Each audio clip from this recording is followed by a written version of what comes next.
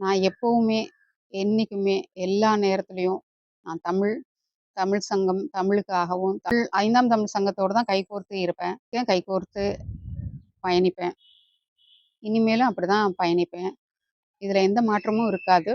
நான் வந்து சும்மா மெசேஜஸ் மட்டும் தான் போட்டுட்டு இருந்தேன். ஐயா தான் சொன்னாங்க, "நம்ம சோசியல் மீடியால மட்டும் தான் நம்மளால வெல்ல முடியும். அதனால நீங்கலாம் முகம் காட்டி வீடியோ போடுங்க. எல்லா இடத்துலயும் பேசுங்க." அப்படின்லாம் சொன்னதுனால தான் நான் வீடியோவே போட ஆரம்பிச்சேன். என்னை எடுத்துக்கிட்டீங்கன்னா தமிழே சரியா தெரியாது, உண்மையே சொல்றேன். நான் வந்து தமிழ்லயே பேச மாட்டேன். எல்லாமே எனக்கு வந்து ஆங்கிலம் ரொம்ப எளிதா வந்துச்சு. எழுதுறது ரொம்ப ஈஸியா இருந்தது. அது டைப் பண்றது, பேசுறது எல்லாமே எனக்கு ஆங்கிலம் வந்து சரளமா வந்ததுனால, நான் அப்போலாம் ஆங்கிலத்திலேயே தான் பேசிட்டு இருந்தேன். அதனால எல்லாருக்குமே என் மேல ஒரு சந்தேகம் இருந்துட்டே இருந்தது.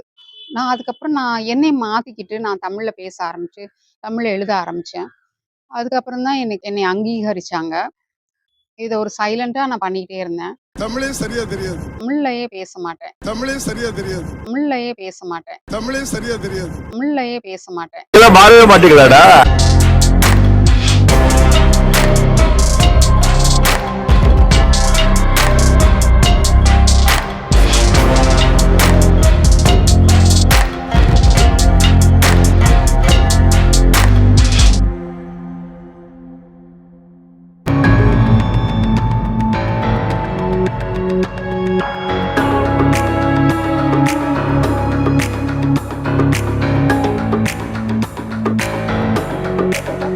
Thank you.